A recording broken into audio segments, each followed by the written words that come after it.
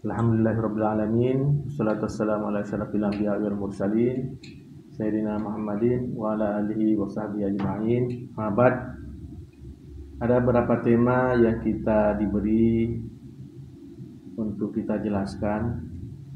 Tetapi yang cukup menarik bagi saya di sini adalah tema tentang cegah dan lawan korupsi.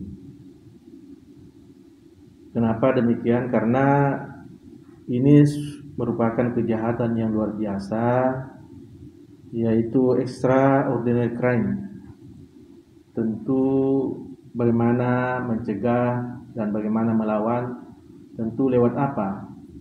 Yang pertama lewat pendidikan menurut saya. Ada pendidikan informal, ada pendidikan non formal, dan ada pendidikan formal. Yang pertama, pendidikan informal. Pendidikan informal ini letaknya di mana? Letaknya di keluarga, pendidikan keluarga. Yang menurut saya di sini tanggung jawab orang tua terhadap anaknya bagaimana mendidik supaya bisa tidak terjumus kepada hal-hal yang menurut saya seperti korupsi tadi. Bahkan dalam ajaran Islam, sejak usia atau bahkan masih dalam kandungan itu sudah memberi pembelajaran bagi bayinya. Artinya apa? Tidak memberikan makanan dari hasil korupsi untuk bayi yang dikandung. Untuk apa? Ya tentu supaya anak yang lahir itu tidak terkontaminasi dengan hasil korupsi, sehingga anaknya nanti juga bisa menjadi koruptor. Itu. Jadi pendidikan informal ini penting bagi cegah dan lawan korupsi menurut saya. Kemudian yang kedua, pendidikan non formal. Pendidikan non formal ini letaknya di mana? Adalah lingkungan masyarakat. Masyarakat bertanggung jawab terhadap cegah dan lawan korupsi. Masyarakat yang mana? Tentu mulai dari masyarakat lingkungan RT sampai presiden. Yang bertanggung di sini adalah pemimpin. Ya, pemimpinnya di masyarakat manakala ingin mencegah dan melawan korupsi, maka berilah tauladan, beri akhlak yang baik kepada masyarakatnya untuk tidak menjadikan masyarakatnya koruptor. Nah, kalau pemimpinnya RT, RW-nya bahkan presidennya membelajarkan atau paling tidak dia korupsi, ya tentu juga masyarakatnya. Dari hal-hal yang terkecil saja harus diberi contoh, ya, tingkat misalnya disiplin, kejujuran bagi masyarakatnya harus diberi contoh, karena itu adalah keteladanan bagi masyarakat. Itu yang kedua. Yang ketiga, pendidikan formal, mulai dari terendah sampai level yang tertinggi. Ya, itu perlu memang membuat suatu kurikulum pencegahan korupsi bagi usia dini. Level-level itu sebenarnya sampai perguruan tinggi. Kalau perguruan tinggi misalnya di Yayasan Sultan Hamid Gorontalo, kita sudah masukkan di kurikulum anti korupsi.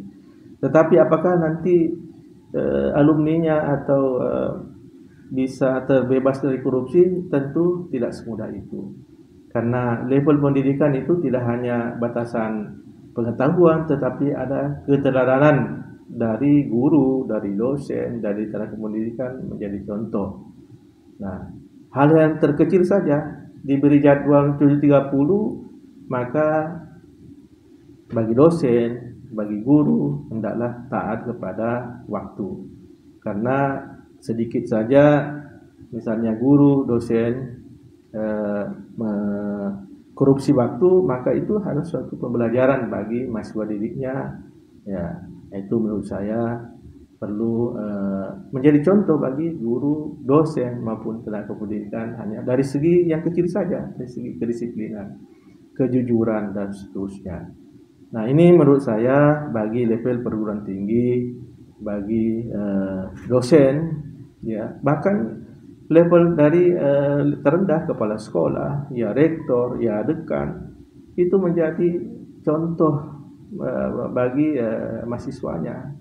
manakala betul-betul ingin mencegah mahasiswanya dari hal-hal yang berbau korupsi, baik korupsi waktu dan korupsi yang lain-lain. Saya kira itu dari segi pendidikan formal. Tetapi hal yang penting lagi, kalau misalnya memang sudah dilakukan kegiatan pencegahan korupsi ini dengan baik, melakukan korupsi, tetapi masih ada yang melakukan korupsi, tentu ini tidak lagi yang namanya pendidikan, tentu harus melalui yang namanya penindakan hukum. Di sini sanksi berat bagi pelanggar yang koruptor. Hukumannya harus berat, tidak hanya penjara 1 tahun 2 tahun, tetapi harus bahkan ada suatu negara misalnya di Cina ya hukuman mati.